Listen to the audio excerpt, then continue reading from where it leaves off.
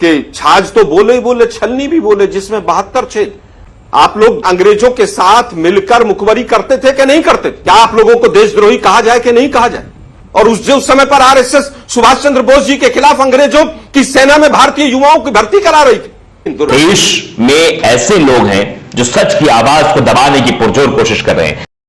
नमस्कार दोस्तों, मैं आपका दोस्त संजीव कुमार। मेरे YouTube मंच सच की आवाज पे आपका स्वागत है। दर्शकों, कांग्रेस प्रवक्ता आलोक शर्मा आज घर से यह ठान कर आए थे कि भाजपा प्रवक्ता सुधांशु त्रिवेदी जी की बखियां उधेड़ देनी है, उनकी छीछा लेदर कर देनी है। उन्होंने यहां तक कहा कि जिस समय देश आजादी की लड़ाई लड़ रहा था उस समय तुम्हारे लोग अंग्रेजों के अंदर अपनी सेना भर्ती करा रहे थे देश के खिलाफ ही। और जिस संविधान की आज तुम दुहाई दे रहे हो, 10 साल से रोज तुमने उस संविधान को बुरी तरह से कुचला है। सुधांशु त्रिवेदी का तो मुंह देखने लायक है, बगले झांकने लगे। दादा, आपका समय नहीं लूंगा मैं, आइए सीधा डिबेट देखते हैं। अरे भाई, आप भी संविधान की बात करेंगे? फिर कहावत कहता हूं कि छाछ तो बोले ही बोले, छलनी भी बोले, जिसमें 72 छेद। आप लोग अंग्रेजों के साथ मिलकर मुखबरी करते थे कि नहीं करते थे? आपकी दुखती नस मैंने पकड़ ली ना।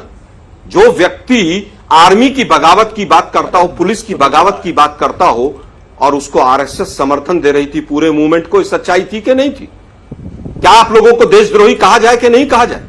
आप लोग अंग्रेजों के साथ मिलकर मुखबरी करते थे कि नहीं करते थे? क्या 1942 में भारत छोड़ो आंदोलन के टाइम पर और द्वितीय विश्व युद्ध के खिलाफ आज आपको सुभाष चंद्र बोस जी याद आ रहे हैं? और उस समय पर आरएसएस सुभाष चंद्र बोस जी के खिलाफ अंग्रेजों की सेना में भारतीय युवाओं की भर्ती करा रही थी। दुर्भाग्य यह है कि संविधान को कुचलने के अलावा इन लोगों ने आज तक कुछ नहीं किया है।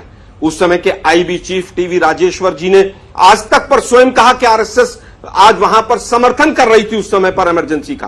क्या यह सच है कि नहीं है? क्या आज तक पर चला कि नहीं चला? क्या 1942 में भारत छोड़ो आंदोलन के समय पर और द्वितीय विश्व युद्ध के समय पर आपने अंग्रेजों की सेना में भारतीयों की भर्ती कराई कि नहीं कराई? आज भी वही कर रहे हैं आप। इन्होंने कहा साहब निष्ठा है हमारी। कोई निष्ठा विष्ठा नहीं है इनकी। निष्ठा नहीं है, मजबूरी है। जब देश की जनता जाग खड़ी हुई तो चुनाव में जब झटका लगा तो इनकी निष्ठा नहीं, वो मजबूरी जागी है। और मजबूरी का ही परिणाम है कि आज ये संविधान की बात कर रहे हैं, संविधान के ऊपर चर्चा करने की और प्रोग्राम करने की बात कर रहे हैं। 75वें साल में ही क्यों भाई? 10 साल से संविधान को कुचल रहे थे रोज, तब संविधान याद नहीं आया? 75 साल हो रहे हैं तो संविधान याद आएगा?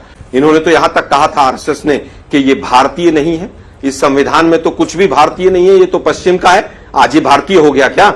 ये तो अपशुगन है। क्या ये अपशुगन हो गया क्या? अंतिम बात मैं कहना चाहूंगा, 10 साल तक रोज संविधान की धज्जियां उड़ाई, आज मजबूरी में आपको संविधान की बात करनी पड़ रही है। क्यों? क्योंकि वास्तव में देश की जनता जाग उठी है कि संविधान में जो चीजें लिखी थी उनको किस तरह से तहस नहस किया है। कार्यपालिका हो, विधायिका हो, न्यायपालिका हो, किसी भी चीज को इन्होंने छोड़ा ही नहीं।